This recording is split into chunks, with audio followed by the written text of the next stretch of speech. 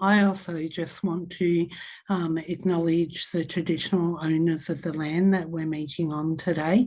and to pay my respects to my elders past, present and emerging, and all First Nations people that are here with us tonight. I wanted to talk today a little bit about the importance of connecting to culture and country, and particularly for people with a hearing impairment, but also in the middle of the pandemic that we're in at the moment, and the importance of being able to hear, our storylines as well as our songlines, both physically and from a cultural perspective. Thank you so much for the wonderful introduction, and I am going to talk about my daughter a lot tonight. Her name's Eden, and she's profoundly deaf in her left ear. Eden has chosen to not have a hearing aid fitted to increase her hearing. And some of that's got to do with how young she is. But for Eden, the importance of being able to be heard and understood by the mob and the community that we live in is really important, because we're not on country. We are river people from South Australia, and we've been living in Victoria for a long time.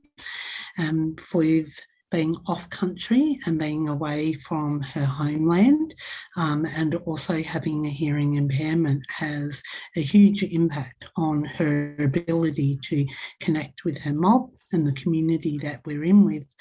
but also with her family. And, I can't highlight enough that in the times that we're in today, the importance of being able to communicate and express yourself, and to be able to talk and to be heard, and have people understand what you're saying and what your story is, and how particularly hard it has been since Eden's become a mum herself, and being able to share her story with her son, and also being able to share her cultural history and her connection. And in these particular times where she can't get home and can't sit on country and can't sit with family or mob, or people that know and understand her, has been particularly challenging for her, and her sense of connectiveness, and her sense of connectiveness, not just to country, but also the start of her own family and her extended family. And so being able to express herself in different forms through written word and art and story writing has become really, really important for Eden, to be able to tell her story, and to be able to tell her story to her son, and to be able to involve her son in the process of being able to connect into his history and his family, and just who he is as a First Nations person, even though he's only 4. So I feel like I'm speaking way too fast.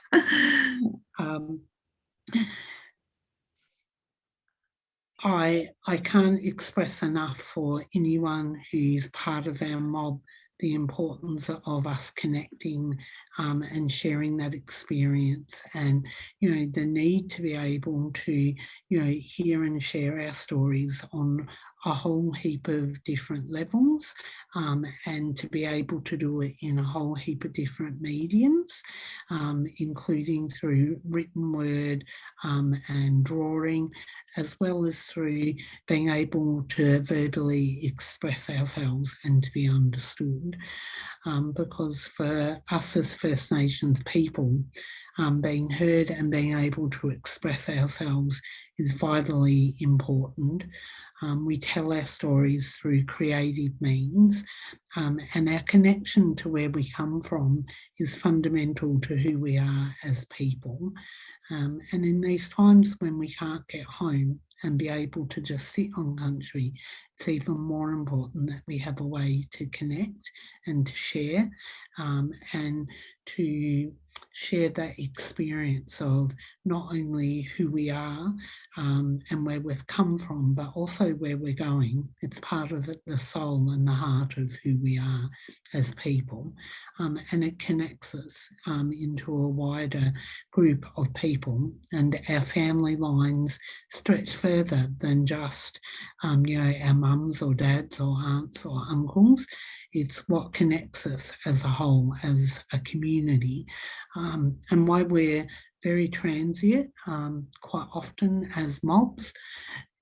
Those connections are really important to our whole entire community, and particularly in these times, to be connected and to belong somewhere is very important.